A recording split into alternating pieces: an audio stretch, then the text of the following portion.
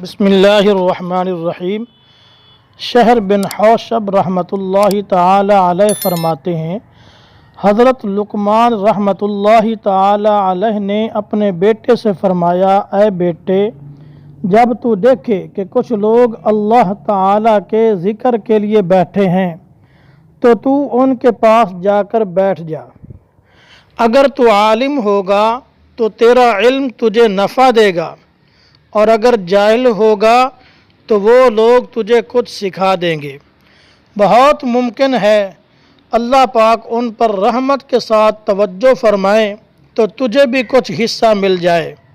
اور جب ایسے لوگوں کو دیکھے جو ذکر اللہ میں مصروف نہیں ہیں تو ان کے پاس مت بیٹھ، کیونکہ اگر تو عالم ہوگا تو تیرا علم تجھے نفع نہیں دے گا، اگر جاہل ہوگا تو اور زیادہ سرکشی بڑھے گی، اور ہو سکتا ہے کہ اللہ تعالیٰ ان کی طرف ناراضگی کی نظر فرمائے، تو ان کے ساتھ بھی مبتلا ہو جائے۔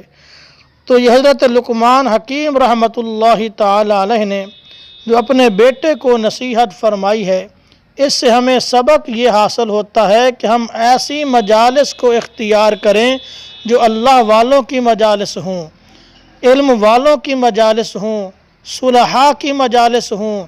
جب ان کی مجالس میں بیٹھیں گے تو کچھ نہ کچھ لے کر آئیں گے، اور اگر برے لوگوں کی مجالس اختیار کریں گے تو پھر برے بنیں گے۔ شیخ سعدی رحمۃ اللہ تعالی علیہ نے فرمایا، صحبت صالح ترا سہل کند، صحبت طالع را طالع کند، کہ اگر تو نیکوں کی صحبت اختیار کرے گا تو نیک بنے گا، بروں کی صحبت اختیار کرے گا تو برا بنے گا۔ اگر اصحاب کہف کے ساتھ ایک کتا مل گیا، اللہ نے اس کو بھی عظمت عطا فرما دی، تو اگر نیک لوگوں کے ساتھ انسان ملے گا تو کیا اللہ تبارک و تعالی ان کو عظمت نہیں دے گا؟ بہت زیادہ عظمت دے گا۔